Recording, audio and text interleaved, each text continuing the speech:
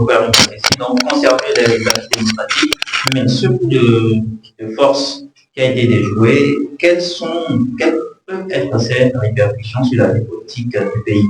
Parce qu'on le rappelle, Olivier Bocor et Oswald Koliki étaient pratiquement en campagne, en pré-campagne pour 2026, parce que Olivier Bocor avait tout son réseau de personnes qui suscitaient sa candidature, se projetait déjà pour 2026. Est-ce que là, nous n'assistons pas à une redistribution des cartes pour 2026 avec un acteur majeur qu'on retire de l'échiquier?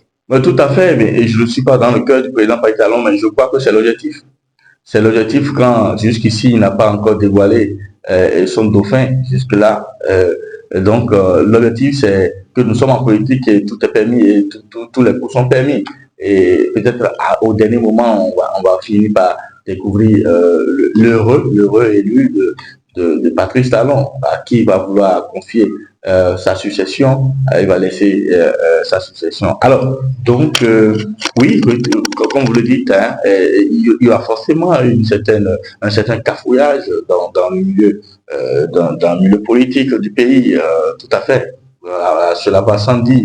Donc, les Béninois, tout ce que nous demande, on souhaiterait juste que 2026 soit une fête politique, que 2026 qu'on nous offre quand même une fête vraiment de grande facture, la fête politique, et que le jeu soit ouvert et que ça soit opposant et mouvancier, qu'on permette quand même à ce que le peuple s'exprime à travers la voix des urnes. C'est tout ce que nous on pourrait souhaiter. Actuellement, c'est tout un cafouillage.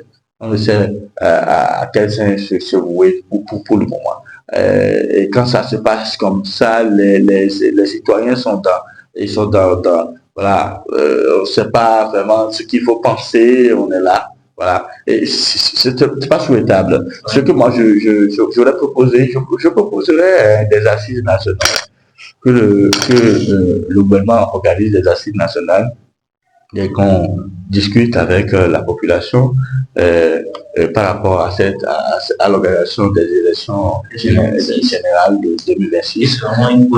Qui sera une première. Alors, il y a des tractations qui se jouent déjà, la Sénat qui s'apprête pour bien organiser cette fête politique de 2026. Il va falloir également que les partis politiques aussi, qu'on se voie entre partis politiques, entre partis prenants, pourquoi pas la société civile et autres, pour qu'on s'asseye avec la population, qu'on discute, parce que le pays nous appartient tous. Qu'on s'asseye et qu'on discute, qu'on demande quelles sont les aspirations du pays et qu'est-ce que nous voulons faire en 2026 pour que 2026 soit, comme je le dis, je le répète, une fête politique qu'on offre quand même, qu'on s'illustre encore une fois sur le continent et dans le monde entier par le pays là qui quand même qui n'est plus un enfant malade de l'Afrique, qui a eu le temps de se guérir et qui puisse avoir des leçons à donner, pourquoi pas aux grandes puissances, pourquoi pas au reste du pays, du monde entier. Voilà.